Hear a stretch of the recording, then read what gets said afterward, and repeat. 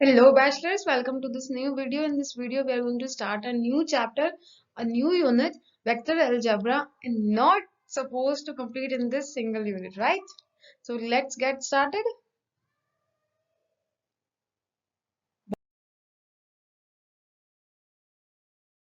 जैसे slowly start हुआ है ऐसे ये चैप्टर भी चलेगा आपका, ताकि आपको बहुत अच्छे से समझ आए। तो बस अब आपको इसको स्टार्ट करते हैं हम लोग। तो वेक्टर क्या होता है? Direct line segment is called a vector, यानी कि कोई भी लाइन सेगमेंट जो कहीं आपको डायरेक्शन दे रहा हो, किसी तरफ डायरेक्ट कर रहा हो, उसको हम वेक्टर कहते हैं। A directed line segment with the initial point A and the terminal point B is the vector denoted by AB। अगर कोई भी लाइन सेगमेंट जो किधर डायरेक्ट कर रहा है, जो ए से स्टार्ट होता है और बी पे खत्म हो जाता है, उसको आप ए बी वैक्टर से डिनोट करते हैं। ए पॉइंट जो होता है वो इनिशियल पॉइंट होता है, यानी कि स्टार्टिंग पॉइंट, या फिर आप इसको इसकी हेड भी बोलते हैं। सॉरी, ये इसकी टेल होती है, ये इसका हेड होता है। ओके, ये इसकी टेल होती है और ये इसका हेड होता है। एंड बी इसको टर्मिनल पॉइंट है इसका, और इसको हम इसका हेड बोलते हैं, right. Is the vector denoted by A B vector. Okay, इसका मैग्नीट्यूड को आप कुछ इस तरीके से डिनोट करते हैं, और आप इसको खाली ए बी भी ना लिखकर, ये थर्ड पॉइंट ही बता रहा है, ए बी ना लिखकर आप सिंगल लेटर से भी रिप्रेजेंट कर सकते हैं। ए इसकी टेल है और बी इसका हेड है, यानी कि यहाँ पे देखो ना कुछ बड़ा सा है, तो इसलिए हेड हो गया, राइट। नेक्स्ट, और इसका एग्जांपल मैं आपको बताती हूँ। चलो एक सेकंड पहले, स्केलर क्या होता है? जिसके पास खाली मैग्नीट्यूड होता है, मैग्नीट्यूड यानी कि numerical value 1 2 3 4 5 6।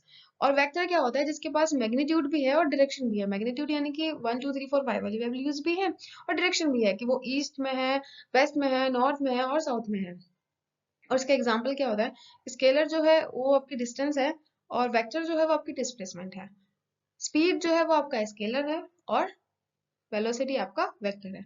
I hope you are very pretty clear with that vectors. Okay, तो आपको एग्जांपल अगर मैं देना चाहूँ, तो डिस्प्लेसमेंट का, अगर कोई ट्राइंगल है और आपको उसके ए से बी तक जाना है ट्राइंगल में, सपोज ये आपको डिस्टेंस, ये ए पॉइंट है और ये आपका बी पॉइंट है,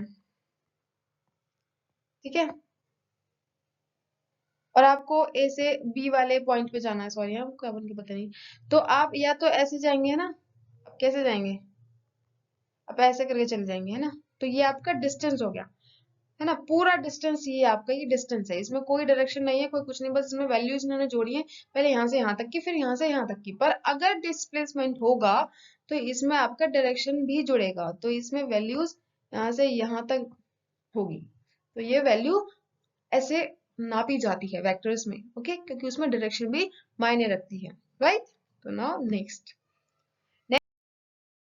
Now moving towards the unit vectors और types of vectors।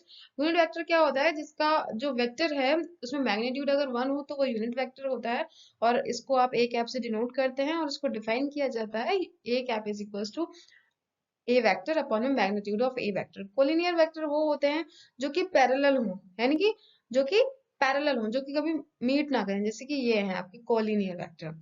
Like vectors वो होते हैं जो एक ही डायरेक्शन में हो। Collinear vectors having the same direction are called like vectors. Unlike vectors वो होते हैं जो कि अपोजिट डायरेक्शन में हो।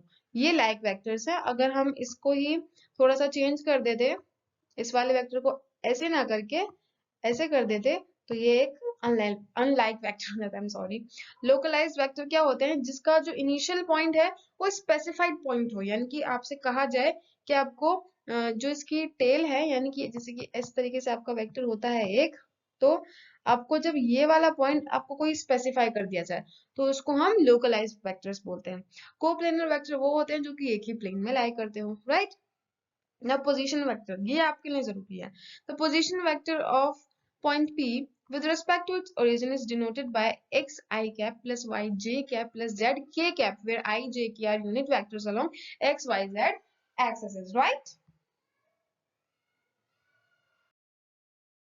Now law of addition of vectors, यानी कि हम vectors को किस तरीके से ऐड कर सकते हैं, उससे रिलेटेड कुछ लॉज होते हैं।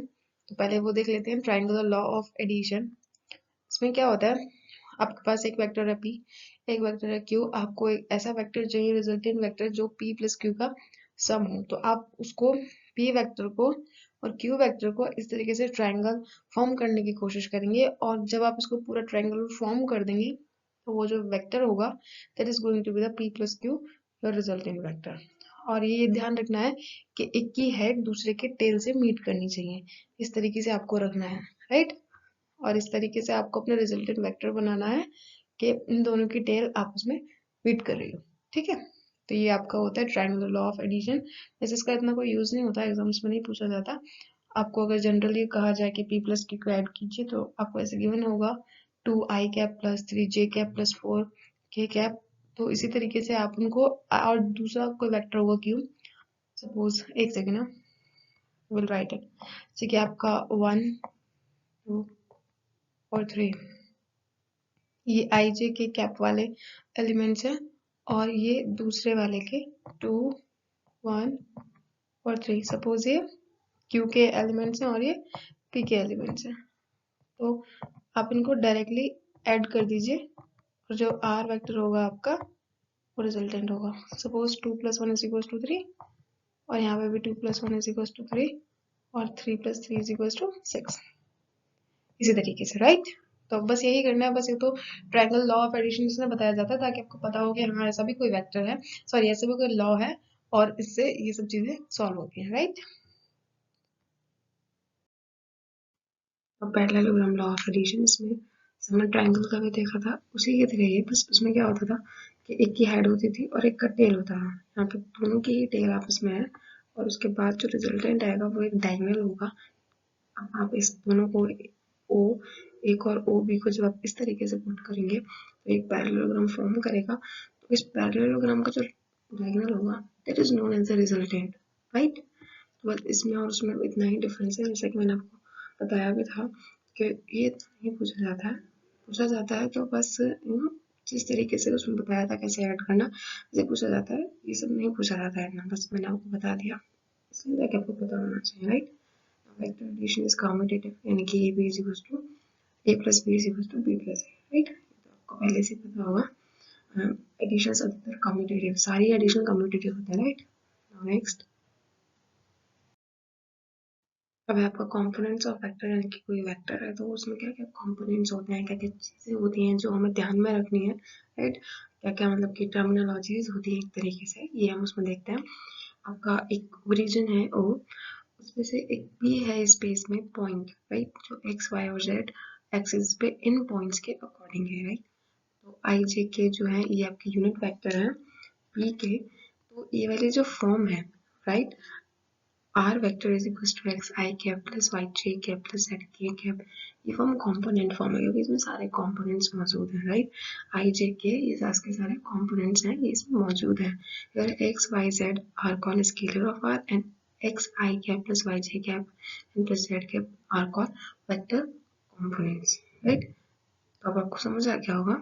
वैसे वेक्टर आर का अगर आपको मैग्नीट्यूड निकालना है तो आप उसको कुछ इस तरीके से निकालेंगे, under root X square plus Y square plus Z square, ये एक वैल्यू निकल कर आएगी।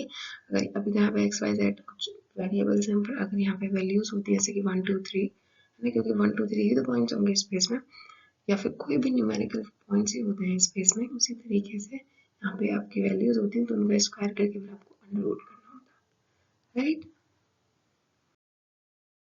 Now next, direction ratios in direction cosines of a vector. आपके पास कोई वेक्टर है, सपोज दिस, जिसके जो कोऑर्डिनेट्स हैं वो ए बी और सी हैं, तो जो नंबर ए बी सी होते हैं इनको आप डायरेक्शन रेशियोज कहते हैं। और डायरेक्शन कोसाइंस निकालने के लिए आप A upon magnitude of R vector और बी का magnitude of B upon magnitude of R vector and C upon magnitude of R vector, इनको आप एल एम और एन से डिनोट करते हैं।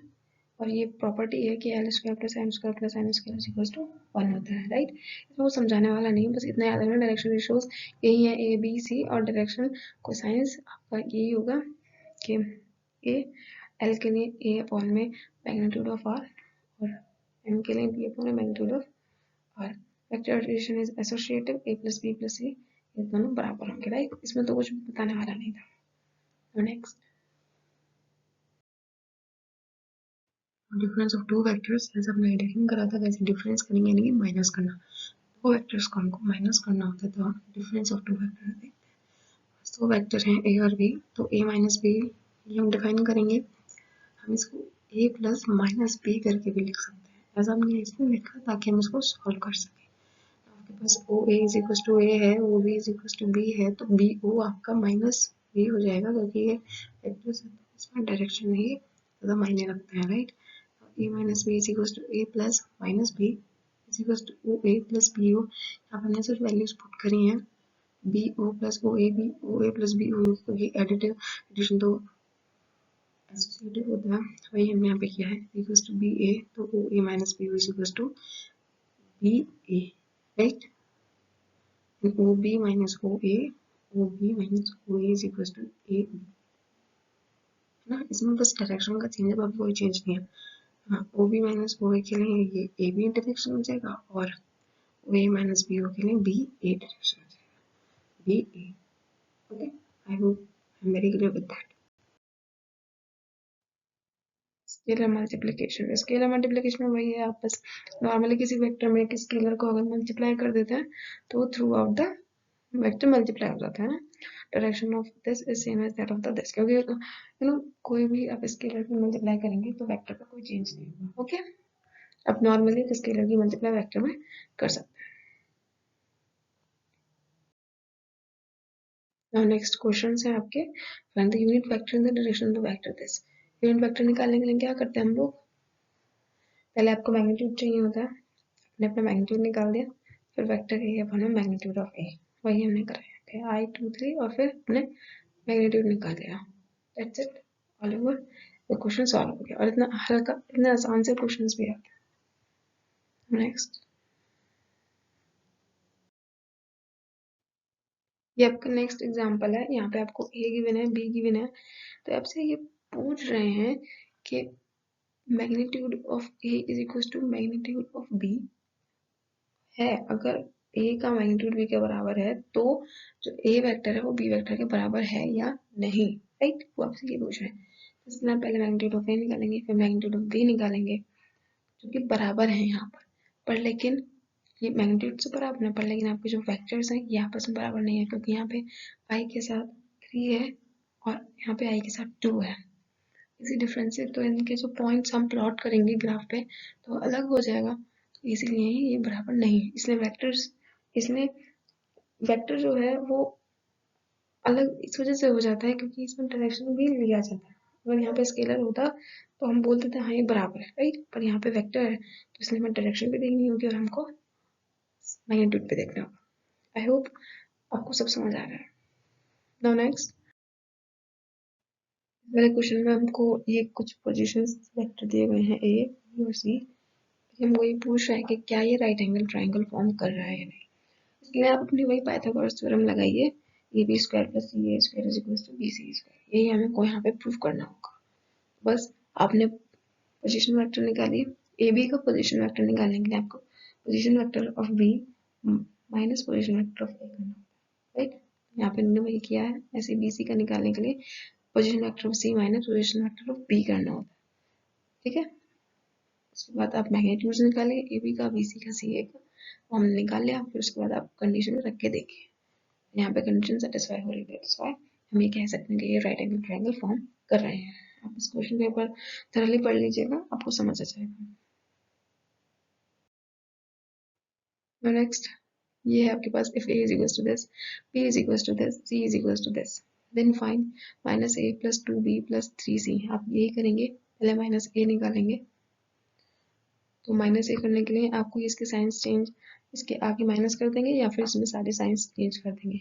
बस 2 की मल्टीप्लाई करनी है बी में, 2 की मल्टीप्लाई मतलब कि आपको 3 में भी 2 की मल्टीप्लाई करनी है, 2 में भी 2 की मल्टीप्लाई करनी है, 1 में भी 1 की मल्टीप्लाई करनी है। सी में आपको 3 की मल्टीप्लाई करनी है तो सेम आप तीनों में 3 की मल्टीप्लाई कर देंगे। उसके बाद आपको कुछ ऐसा मिलेगा और यहाँ पे आपको मैग्नीट्यूड फाइंड करना है, तो आपको इस वेक्टर का मैग्नीट्यूड फाइंड करना होगा। उसके बाद आपकी वैल्यूज ये हो जाएगी, राइट। साथ वीडियो खत्म होती है, आई होप आपको वेक्टर समझ आया होगा और यूनिट नहीं खत्म हुआ है, एज इट इज, और जल्दी ही मैं खत्म करने की कोशिश करूँगी यूनिट, ताकि फिर हम अपना थोड़ा सा प्रिपरेशन करें एग्जाम्स की, right. Wait for the next video, until then go to yourself.